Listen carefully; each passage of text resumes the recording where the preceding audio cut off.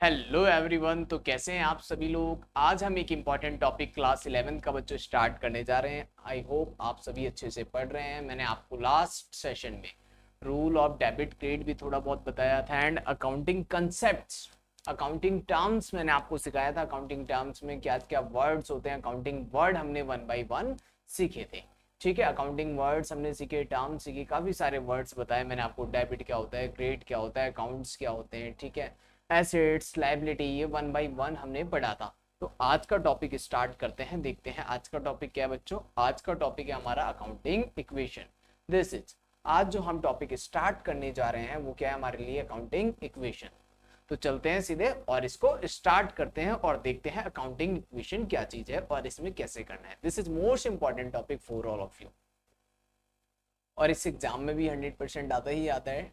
ठीक है, तो जो भी हमारे सीबीएसई के स्टूडेंट्स हैं उनके लिए ये काफ़ी इंपॉर्टेंट टॉपिक है। बाकी सभी जितने भी बोर्ड्स हैं हमारे, तो ये बेसिक कंसेप्ट है जो अकाउंटिंग इक्वेशन, ये हर किसी को आना चाहिए। ठीक है, अकाउंट्स स्टार्ट यहीं से होता है। अकाउंटिंग इक्वेशन जब आपको समझ में आने लगेगा, धीरे धीरे आप अकाउंट्स के साथ टच में आ जाएंगे और अकाउंट्स आपको समझ में आने लगेगा। तो काफ़ी इंटरेस्टिंग टॉपिक होने वाला है आज का, आज जो हम पढ़ने जा रहे हैं अकाउंटिंग इक्वेशन। तो लेट्स स्टार्ट।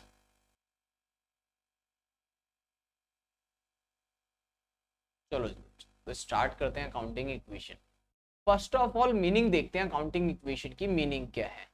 ठीक है, फिर हम क्वेश्चन की वन बाय वन प्रैक्टिस करेंगे। तो लिखिए, accounting equation is a mathematical expression based on, accounting equation क्या है, एक मैथमेटिकल एक्सप्रेशन है which is based on dual aspect, which is based on dual aspect.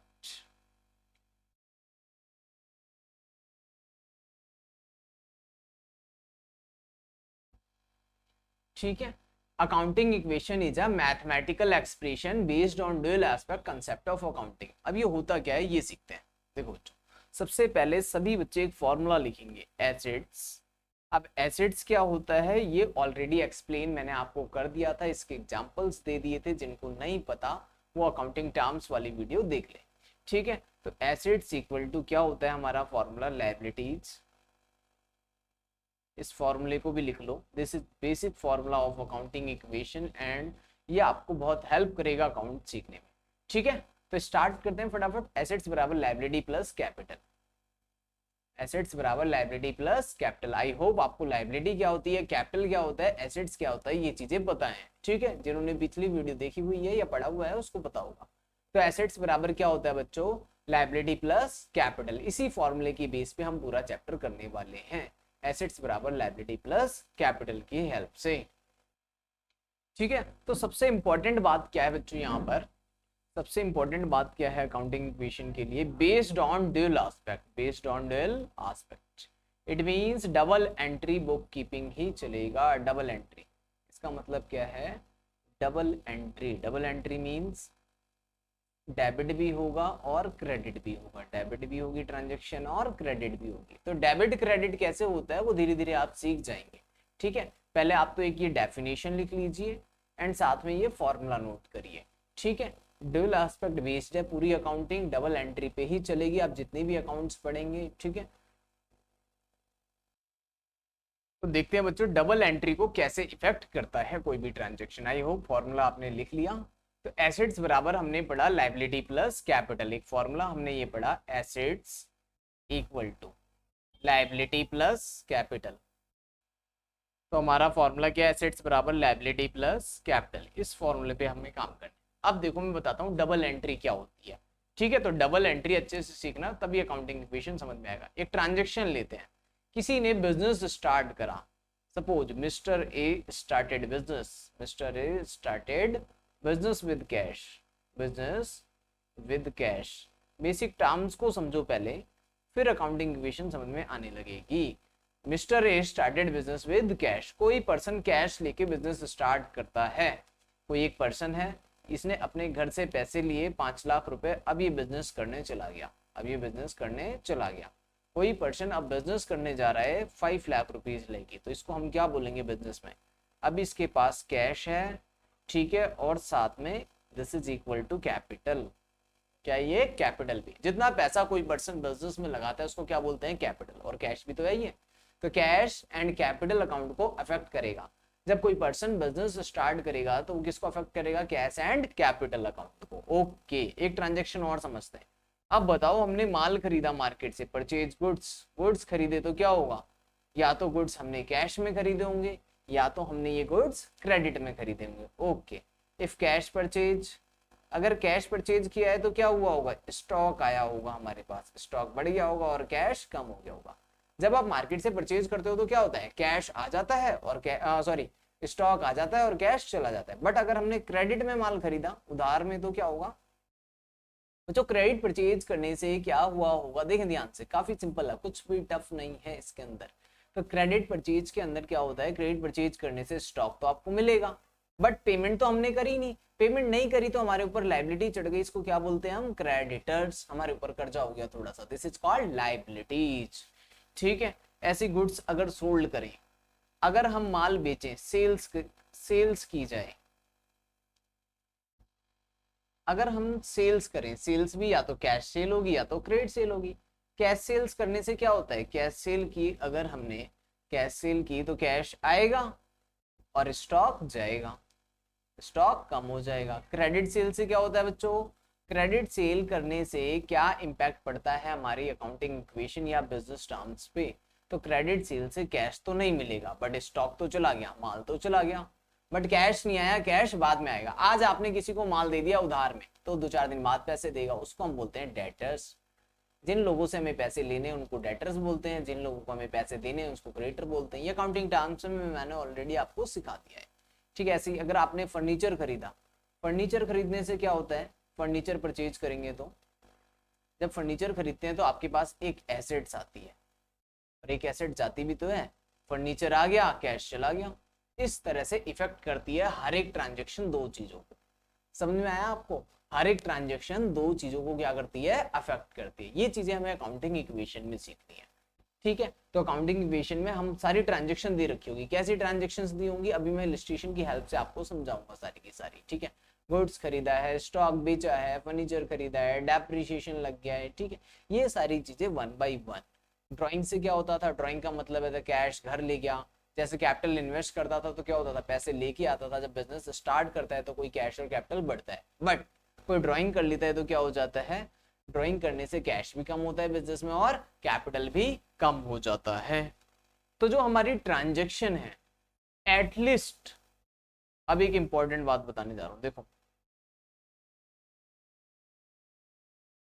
Transaction जितनी भी हैं, ट्रांजेक्शन का इफेक्ट क्या पड़ता है, जितनी भी ट्रांजेक्शन है बिजनेस की, चाहे आप माल खरीद रहे हो, बिजनेस स्टार्ट कर रहे हो, फर्नीचर खरीद रहे हो, डेप्रिसिएशन लगा रहे हो, सैलरी दे रहे हो, या तो उनका डबल इफेक्ट होगा, transaction affecting two items, two items, effect on two items. Effect, जो ट्रांजेक्शन का इफेक्ट पड़ने वाला है, इफेक्ट ऑन 2 आइटम्स और मोर देन 2 आइटम्स, कम नहीं होगा, ज्यादा हो सकता है, मोर देन 2 आइटम, 2 या 2 से ज्यादा आइटम पे हर एक ट्रांजेक्शन का इफेक्ट पड़ेगा। जैसे मैंने अभी बताया था, डेप्रिसिएशन लगेगा तो एसेट्स की वैल्यू कम भी होगी, एक खर्चा भी है, सैलरी देनी है तो सैलरी एक एक्सपेंस भी है और कैश भी कम हो जाएगा। यानी हर एक चीज के डबल एस्पेक्ट तो होंगे ही, तो होंगे एटलीस्ट, क्योंकि पूरी बुक का नाम क्या है आपकी, डबल एंट्री बुक कीपिंग। ठीक है, तो सारी ट्रांजेक्शन का इंपैक्ट किस पे पड़ता है बच्चों, डबल एंट्री, डबल आइटम्स पे। और देखते हैं अब हम अकाउंटिंग इक्वेशन बच्चों बनाएंगे कैसे, अकाउंटिंग इक्वेशन का फॉर्मेट क्या होता है, अकाउंटिंग इक्वेशन के लिए हमें क्या फॉर्मेट फॉलो करना है।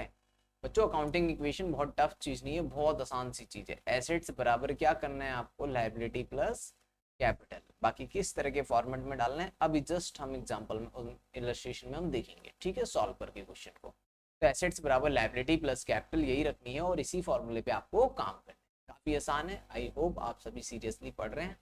ठीक है, तो एसेट्स बराबर लायबिलिटी प्लस कैपिटल, तो देखते हैं इस फॉर्मूले की हेल्प से हमें काम कैसे करना है। तो सारी जितनी भी ट्रांजेक्शन्स होंगी वो सारी क्या होंगी, डबल एस्पेक्ट की होंगी और डबल एंट्री इफेक्ट करेगा। ठीक है, तो सबसे पहला क्या करना है, जब भी कोई ट्रांजेक्शन लिखी हो तो यू हैव टू आइडेंटिफाई, पहले पहचान तो लो वो एसेट्स की बात कर रहे हैं या फिर किसी एक्सपेंस की बात कर रहे हैं। अब पता तो चल जाएगा, मैंने अकाउंटिंग टर्म्स में आपको सिखा दिया कि एसेट्स क्या होते हैं, एक्सपेंस क्या होते हैं। ठीक है, एसेट्स क्या होता है, आइडेंटिफाई करना, एक्सपेंस ही आइडेंटिफाई करना आना चाहिए। सैलरी लिखा है तो समझ में आना चाहिए खर्चे की बात हो रही है, रेंट लिखा है तो ये एक एक्सपेंस है, एसेट्स नहीं है। फर्नीचर है, मशीनरी है, बिल्डिंग है, ये एसेट्स है।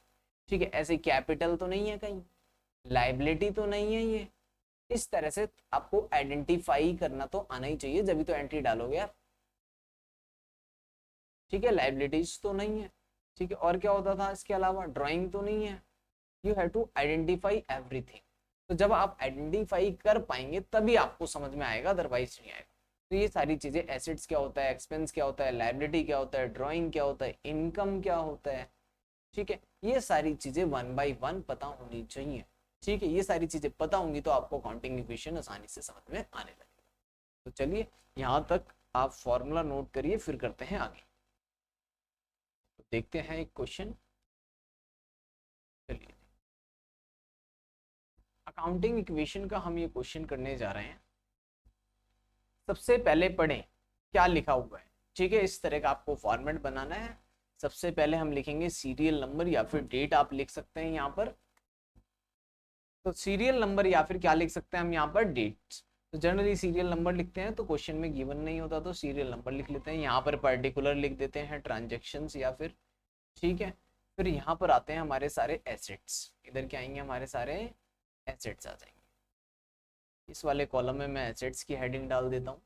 ठीक है, सारे एसेट्स। और फिर यहाँ पर हमने लिख लिया लाइबिलिटी प्लस कैपिटल। एसेट्स बराबर क्या था, लाइबिलिटी प्लस कैपिटल। इस फॉर्मेट पे आपको काम करना है। Assets equal to liability plus capital.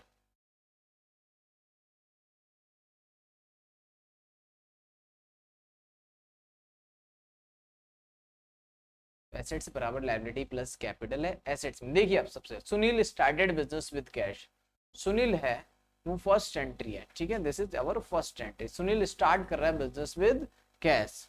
तो यहाँ पर आपको यही लाइन लिखनी है same, started business with cash, business with cash. Same वही लाइन लिखनी है, स्टार्टेड बिजनेस विद कैश।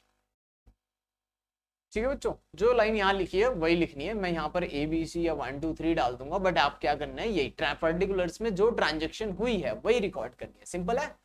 ठीक है, अपनी तरफ से कुछ ऐड नहीं करना, जो हुआ है वो लिख दो भाई। बिजनेस स्टार्ट किया, लिख दो Sunil started business with cash. ठीक है, सेम ऐसे ही आपको नोट करना है। तो स्टार्टेड बिजनेस विद कैश, तो यहाँ पर मैंने लिखा, देखो कैश। कैश कितना लेकर आई है, सुनील 1 लाख रुपए से बिजनेस स्टार्ट करता है। तो सबसे पहले कैश में आप लिखो 1 लाख रुपए। ध्यान से देखना, कोई बिजनेस स्टार्ट कर रहा है तो कैश और कैपिटल में इफेक्ट डलेगा। कैश में भी 1 लाख रुपए डाल दिया हमने, और कैपिटल में भी 1 लाख रुपए डाल दिए। सेकेंड एंट्री के पास चलते हैं। अब एंट्री नंबर 2। ठीक है, यहाँ पे सीरियल नंबर, यहाँ पर वो नरेशन आप अपनी नोटबुक में लिख लेना। क्या लिखोगे, परचेज गुड्स इन कैश। यहाँ पे क्या लिखोगे, परचेज गुड्स इन कैश। ठीक है, आ रहा है समझ में। यही वाली सेम लाइन आपको लिखनी है, परचेज गुड्स इन कैश। कितने का, 50,000 रुपए का हमने गुड्स खरीदा। गुड्स खरीदा तो यहाँ आपको क्या लिखना है, स्टॉक। स्टॉक आया है 50,000 रुपए का, और 50,000 रुपए कैश कम हो जाएगा। तो जो माइनस करना है ना वो ब्रैकेट में डाल देना बच्चों। ठीक है, माइनस करने वाले आइटम कैसे शो करोगे आप, ब्रैकेट में। तो एक अब यहाँ पर जो निकल के आएगा बैलेंस, उसको बोलेंगे नेम इक्वेशन। फर्स्ट टाइम आपको क्या करनी है, 2 ट्रांजेक्शन डालनी है। एक तो बिजनेस स्टार्ट करने वाली, जस्ट एक उसके बाद वाली। पहले मैंने क्या डाला, बिजनेस स्टार्ट करा किसी ने कैपिटल लगा के, 1 लाख रुपए वो डाल दिया कैपिटल में। ठीक है, फिर उसने गुड्स खरीदे तो स्टॉक आ गया, कैश चला गया। अब न्यू इक्वेशन क्या आई, कितने रुपए बचे इसके पास, 50,000 रुपए, प्लस स्टॉक कितने का बचा वो अलग से लिखो, 50,000 रुपए। कैपिटल कितने की है, कैपिटल तो सर उतनी ही है जितनी पहले थी, 1 लाख रुपए। कैपिटल कब बढ़ेगी घटेगी बच्चों, याद रखना, कैपिटल में इंपैक्ट कब पड़ेगा, जब कभी भी प्रॉफिट हो जाए तो कैपिटल बढ़ जाएगी। ठीक है, लॉस हो जाए तो कैपिटल कम हो जाएगी। सिंपल है ना, लॉस हो जाए तो कैपिटल कम हो जाएगी। एक्सपेंस के टाइम कैपिटल कम होगी, ड्राइंग के टाइम कैपिटल कम हो जाएगी, और पैसा लगाएगा बिजनेस में तो कैपिटल बढ़ जाएगी, इस तरीके से। ठीक है, अगली एंट्री पे चलते हैं। नेक्स्ट एंट्री देखते हैं क्या है, थर्ड एंट्री। अब न्यू इक्वेशन लिख दिया, अब यहाँ पर हम थर्ड एंट्री कर रहे हैं, सीरियल नंबर 3, फर्नीचर वाली। कौन सी वाली, फर्नीचर वाली। तो इन्होंने फर्नीचर खरीदा, बताओ एसेट्स है, एसेट्स है तो एसेट्स में लिख दो फर्नीचर। बताओ जी फर्नीचर कितना, हमने फर्नीचर खरीदा 20,000 रुपए का। ओके, 20,000 का फर्नीचर खरीदा तो 20,000 रुपए हमारी जेब से चले गए, माइनस कर दो। न्यू इक्वेशन क्या बनेगी वो लिख लेते हैं। न्यू इक्वेशन क्या बनेगी देखते हैं। तो 50,000 में से 20,000 चले गए तो कितना बचा देखते हैं, ठीक है। न्यू इक्वेशन में आएगा यहाँ पर हमारे पास 50 में से 20 माइनस करेंगे तो 30,000, 30,000 रुपये तो ये बच गया। 50,000 रुपये का हमारे पास क्या है, स्टॉक है। 50,000 का क्या है, स्टॉक, प्लस 20,000 का क्या है हमारे पास, फर्नीचर है। और कैपिटल कितनी है, सेम 1,00,000 रुपए की। कैपिटल कितनी है, 1,00,000 की, सेम है, ठीक है। न्यू इक्वेशन हो गई थर्ड। अब एंट्री डालेंगे हम फोर्थ नंबर वाली। फोर्थ नंबर वाली एंट्री देखो क्या है, सोल्ड करे गुड्स 25,000 वाले, जिसकी कॉस्टिंग, जिसकी लागत, वो माल बेचा हमने जिसकी लागत यानी कि कॉस्ट 25,000 थी। हम माल कितने का खरीद के लाए थे, 50,000 रुपए का। इसमें से 25,000 का माल मैंने बेच दिया, पर बेचा 25 में थोड़ी है, प्रॉफिट कैसे हुआ फिर, इसको बेचा मैंने 35,000 में। 25,000 वाला माल कितने में बेचा, 35,000 में। बताओ प्रॉफिट कितना कमाया हमने। चलिए जी, जो स्मार्ट होगा वो तुरंत बता देगा। 25,000 वाला माल हमने 35,000 में बेचा, कितने रुपए कमाए हमने, 10,000 रुपए। प्रॉफिट कितना कमाया, 10,000 रुपए का। तो एंट्री डालते हैं फोर्थ, सेल्स वाली। हमने सेल्स की है भाई, तो हमें 35,000 रुपए मिलेंगे। मिलेंगे कितने, 35। बट हमारा जो स्टॉक गया वो तो गया सिर्फ 25,000 रुपए का। स्टॉक कितने का गया, 25,000 का। बट हमें कैश कितना रिसीव होगा, 35,000। ओके, तो न्यू इक्वेशन क्या बननी चाहिए, 30 प्लस 35, ये तो हो गया हमारे पास 65,000। 30 प्लस 35 ये कितना हो गया हमारे पास, 65,000, ठीक है। प्लस स्टॉक 25,000 रुपए से कम हो गया, फिर 20,000 हमारा फर्नीचर वैसे ही है। कैपिटल 1,00,000 रहनी चाहिए या बढ़नी चाहिए। अब मैंने अभी आपको बताया था कैपिटल तब बढ़ेगी जब प्रॉफिट होगा, लॉस होगा तो माइनस। तो कैपिटल में प्लस कर दो 10,000 रुपए, भाई प्रॉफिट हुआ है ना, तो कैपिटल हो गई 1,10,000। जब कभी भी प्रॉफिट हो तो कैपिटल में जोड़ लेना, सिंपल सी बात है। लॉस हो तो कैपिटल में से माइनस कर लेना, ठीक है। तो 65,000, 25,000 प्लस ये 20,000 रुपए है, ठीक है। ये टोटल कितना हो जाएगा हमारा, 1,10,000 रुपए। इधर भी कितना है, लेफ्ट साइड में भी राइट साइड में दोनों भी इक्वल है। अभी भी इक्वल है ना न्यू इक्वेशन। तो न्यू इक्वेशन जब भी निकले उसको चेक कर लो इक्वल है या नहीं है, ठीक है।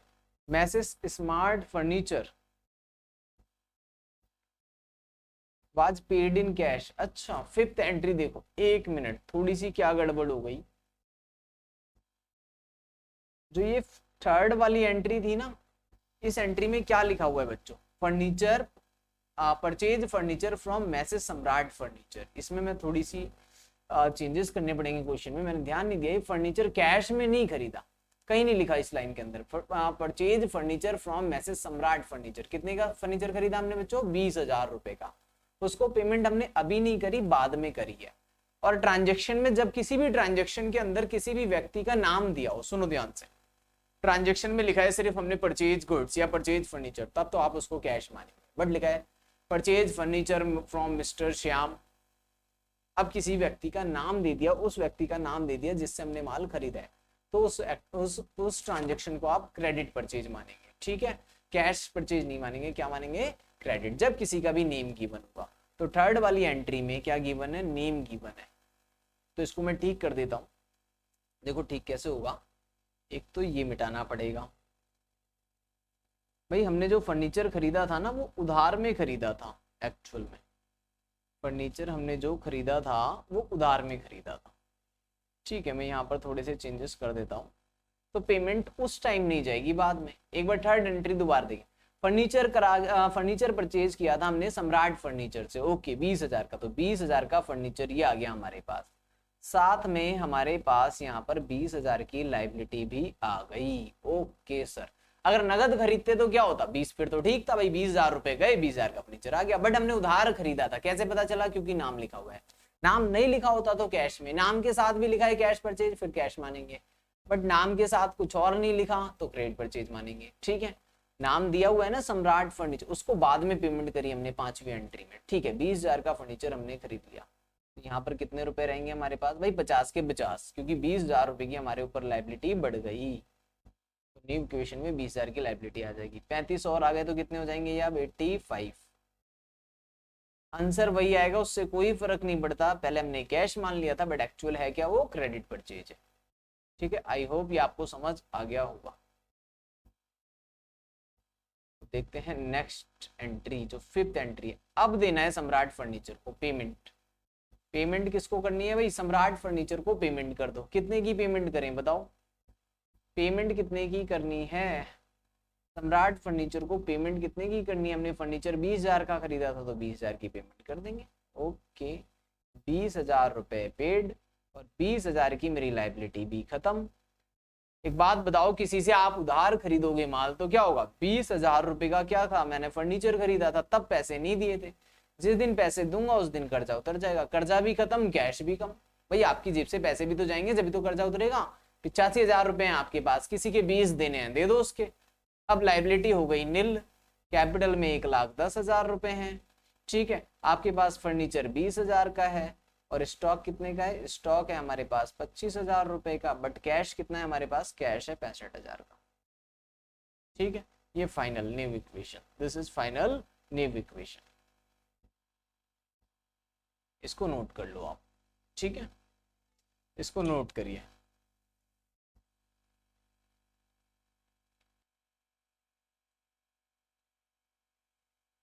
नोट करिए जल्दी से क्वेश्चन पूरा।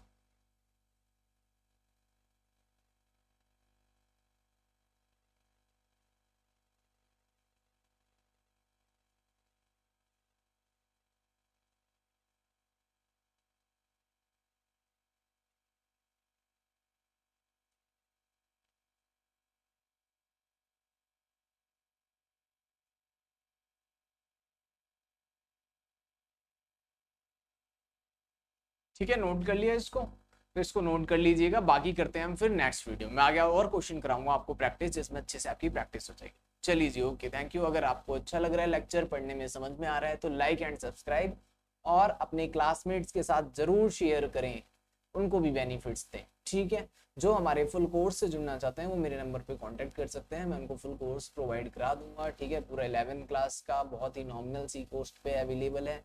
ठीक है, बाकी जो बच्चे फ्री में यूट्यूब लेक्चर्स हमारे देख रहे हैं वो हमसे जुड़े रहें, लाइक करते रहें, सब्सक्राइब करें, कमेंट करें, किस वीडियो की जरूरत है वो भी कमेंट में हमें बताएं। चलिए जी, ओके, थैंक यू।